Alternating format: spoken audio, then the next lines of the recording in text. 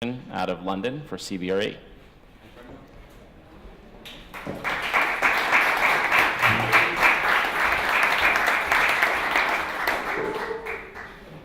They need headsets. Oh.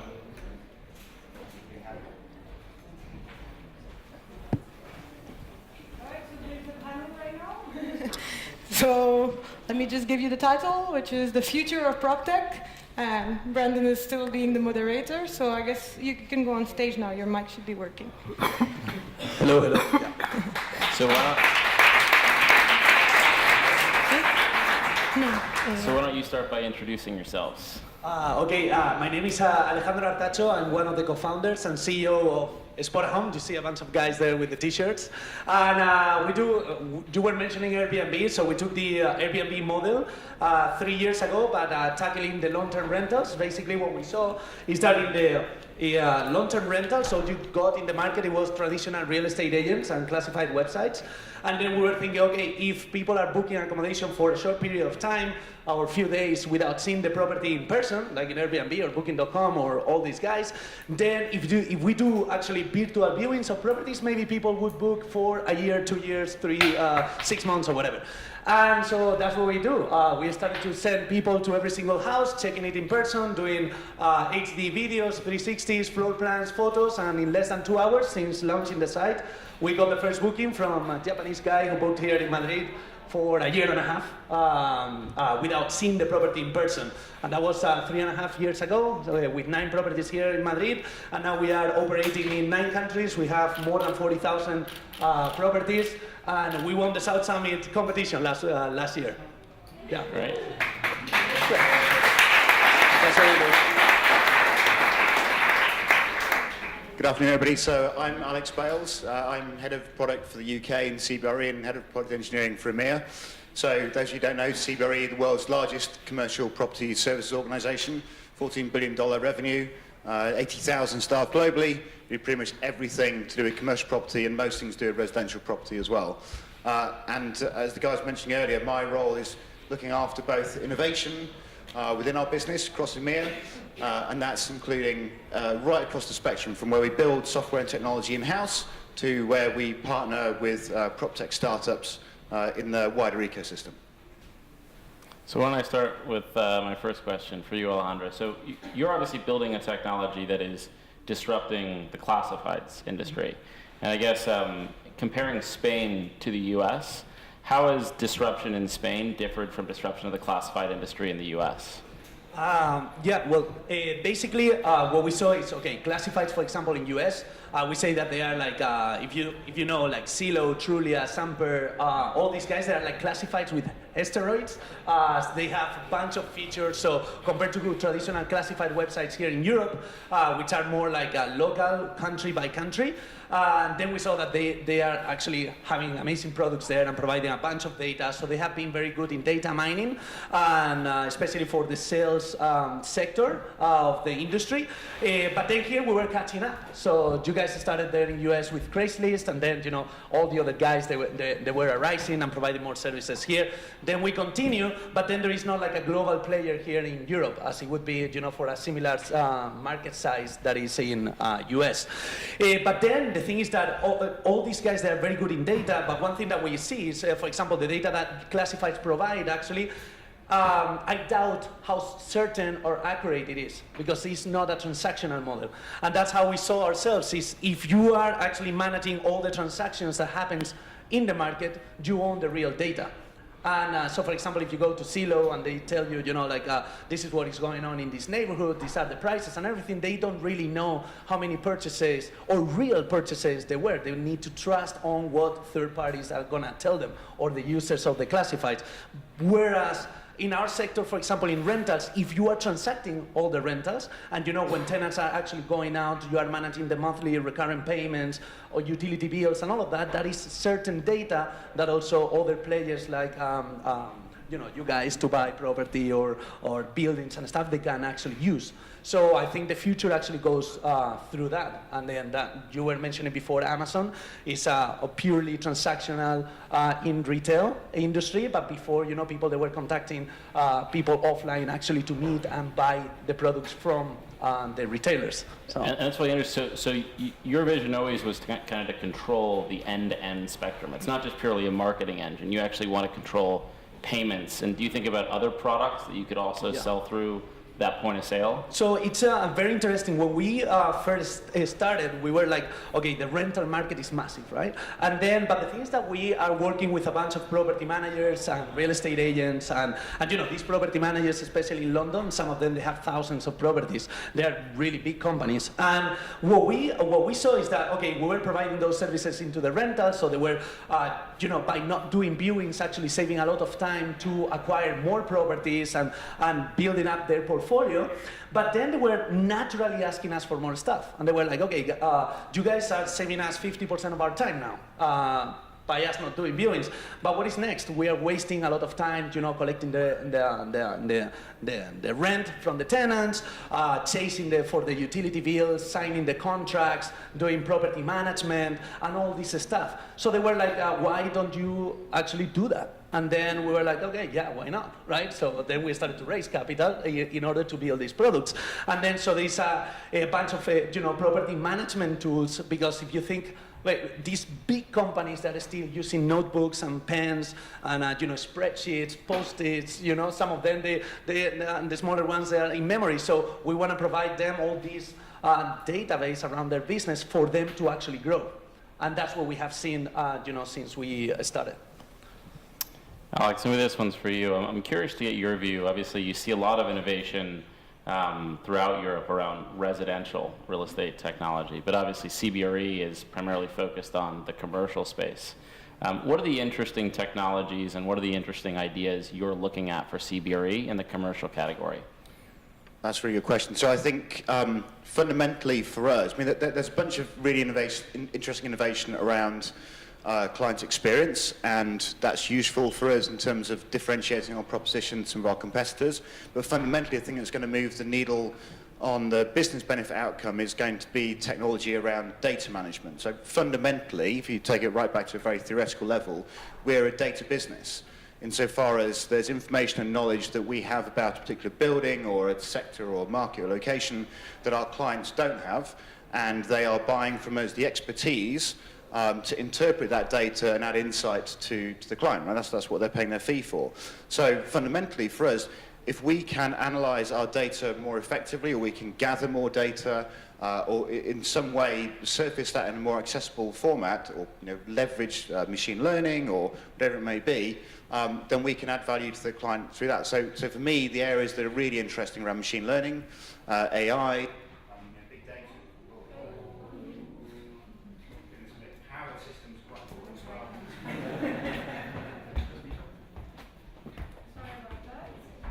Can you guys hear us?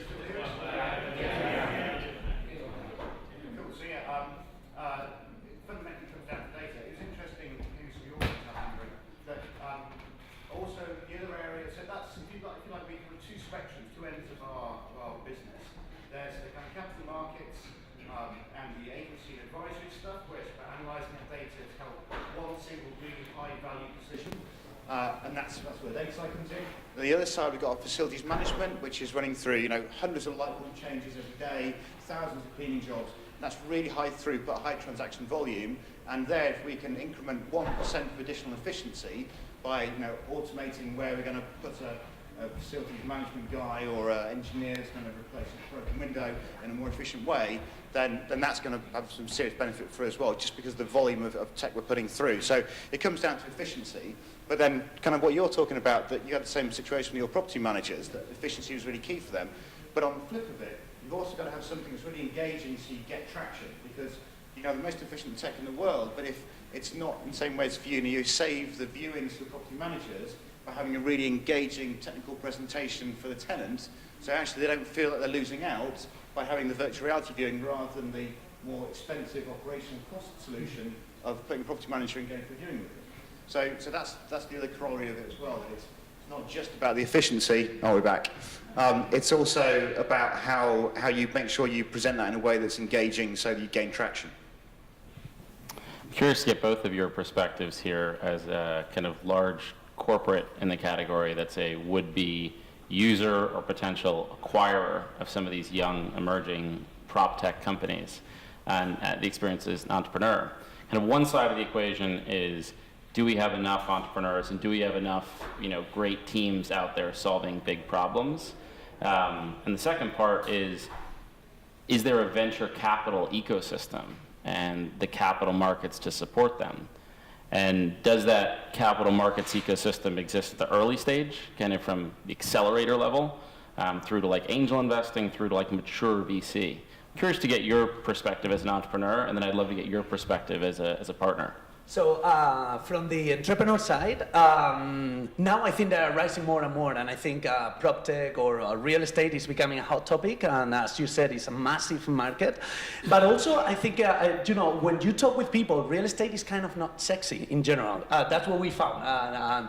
And you talk with people and you say, okay, for example, in our mission statement is reinventing real estate and making it transparent, instant, and excited, loved at last. And we added that loved at last because we saw that when you talk about real estate, people is like, it's like, I don't know much in US, but here in Europe, it's a lot of bureaucracy around it. If you want to buy a property here in Spain, it takes a lot of time. Data is not very accessible. All these extra services around real estate, actually it takes time to get all of that. So it's not like kind of a sexy stuff. So when we added in the mission statement actually real estate, people were like, oh, mission statement should be something sexy and something that people is inspiring and people love and all of that. And it was like, that's precisely that. And I think through technology, actually, you can do very cool stuff. And we dream in a world through real estate in which you could actually do any real estate transactions anywhere in the world really quickly. We dream in less than 2 minutes, you should be able to buy a property, from here in Singapore, for example, and then rent it out directly in one trusted platform. Also, real estate is very linked to scam and frauds.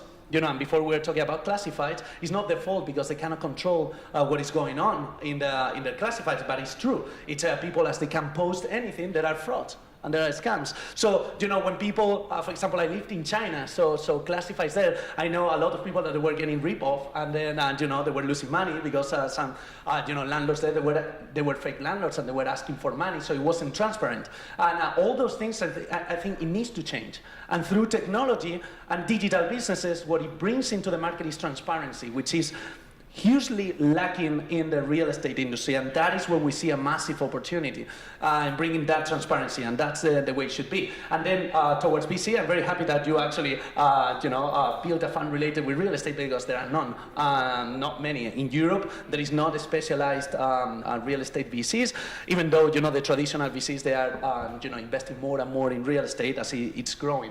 And then what I see from the entrepreneur before, very quickly, is that how we see real estate is actually a massive value chain of product and services, and they are all very correlated.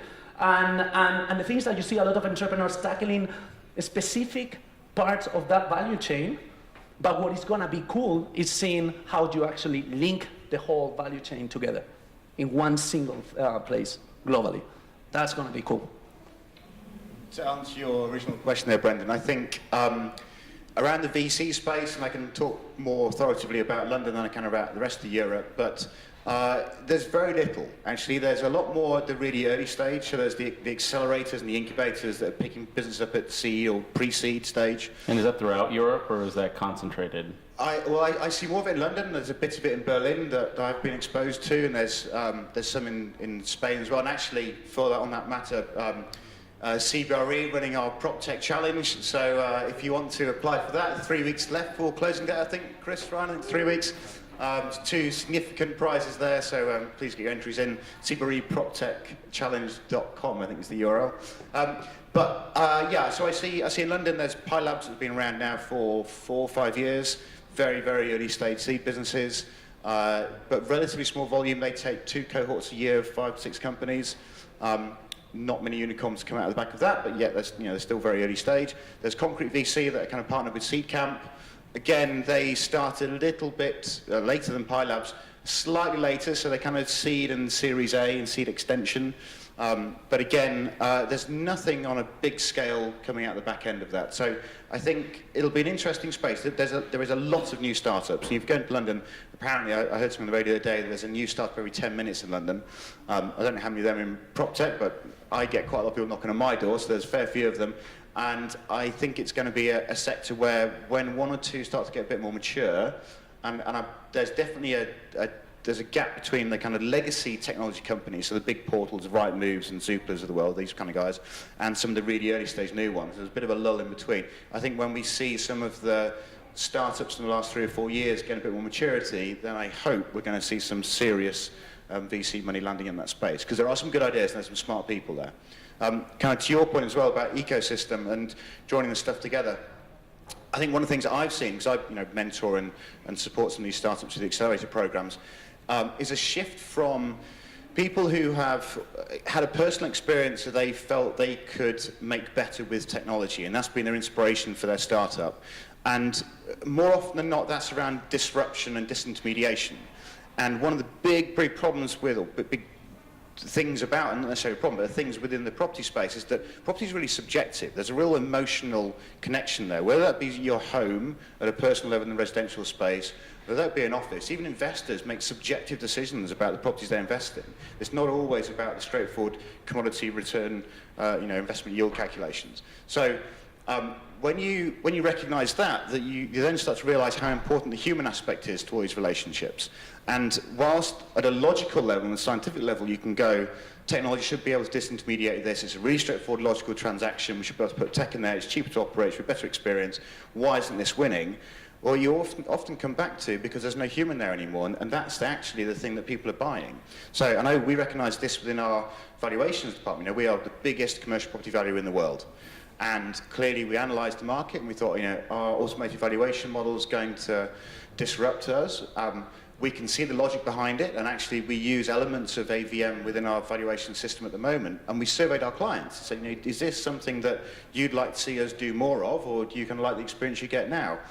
And what we had back, absolutely uniformly, was it's really important that we have that human aspect on top of the data and the machine learning and all that kind of stuff. So there are startups coming along that have that technology platform. We can build that technology platform as well. They won't have the relationships and the network that we have. So that's why we pay attention to this space, but we're not super worried about being disrupted and having our breakfast eaten, because our clients are telling us it's not quite as straightforward as that, and they want to be able to have that relationship. They want to have somebody that's had the years of experience. They want somebody that's got the big name and trustworthy brand behind them, and it's not just about the logic. The emotion and subjectivity is really important to the decision as well. And that's super interesting what you're saying, because when we started and we were thinking, okay, long-term rentals is all about building trust, and then we were like, okay, how can we actually do that? And then, so you look at, other players, and they were like just taking amazing photography, right, with all this shiny stuff, and we were like, okay, let's put a person there. So in each of our listing, actually, you see one of our home checkers, with a label that says checked by Spotahome, smiling to the camera, and that person is actually showing you around. One thing that I always tell to the home checkers is like, probably you guys are the guys that showed more properties in the world, because every day is thousands of people looking at these guys showing the apartment every day, right? And at the end, we are putting that human touch. And what you were talking before about the engagement with all the 360s and the videos and everything, at the end we have probably the largest collection of real estate videos and audiovisual material in the world right now, with all of that. And that human aspect, we cannot lose it. Another thing that we have that is also part of the team, that team is here, is a live chat, so you can always chat with people, towards doubts that you have on the neighborhood, the landlord, the roommates, the property, and all of that. And that human touch, it brings trust to the whole marketplace. What do you guys think about kind of this broader thesis that when you make information in a relatively thick market like real estate, where the increments are large in terms of the length of the lease you're signing, the size of the capital being contributed, that we're moving towards just a leasing economy, right? Where asset ownership will be concentrated in fewer and fewer players, and there's going to be a miniaturization of all leasing. Kind of the extreme example of this is like co-living or co-working. What do you guys think about that, and how do you think technology impacts that? Yeah, that's a great question. I think maybe actually it goes beyond that, and I think we start to move away from a leasing model to a licensing model. Because one of the issues with a lease, of course, is that as the tenant, you've got absolute rights over that space, and with restrictions around the amount of space that we have in big cities, being able to use that in a flexible way, where during the day that might be an office space for the desk, but in the evening that's cleared away and there's a social function happens there.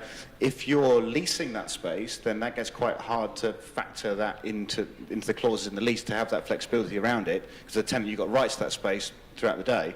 But if it's a licensing model, then that makes it a bit easier. So I think ultimately, I think you're right, we are definitely seeing a shift towards more leasing, less ownership and consolidation of ownership within a few major investors. But I think actually in terms of the experience for most of the occupiers in that space, it's moving to that licensing model. And the other thing is that it's becoming more important to the occupier, the experience they have within that space. So wellness and curated experience and all those kind of things start to factor more into the equation than just, do I have rights to use this desk?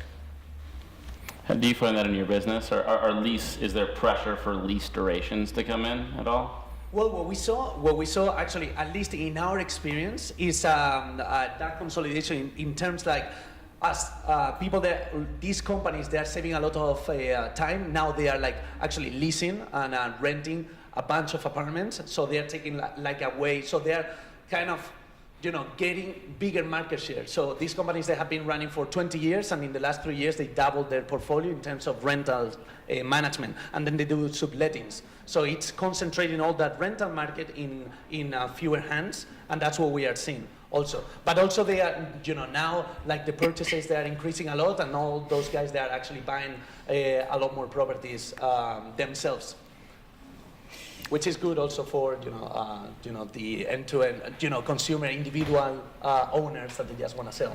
Right? Do we have more time, or is there? No. No. Okay. Sorry. But, this is the time where you can actually network and you can, take advantage of this to ask all the questions you have. And it seems like Alejandro has a lot to say about Proptech. So I guess you guys that are interested in that industry, well, I invite you to network with them. And I just wanted to say thank you very much, Brandon, for moderating this panel. Thank you very much, Alex, for coming, Alejandro too.